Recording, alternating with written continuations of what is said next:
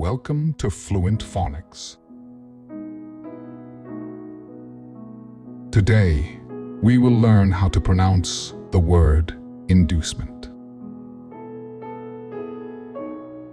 Inducement. Inducement. Inducement.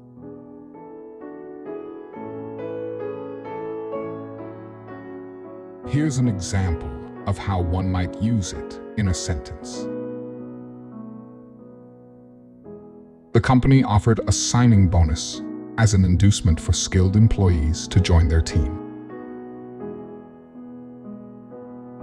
An inducement is something offered to persuade or influence someone to do something, often used as a motivator or incentive in a business setting.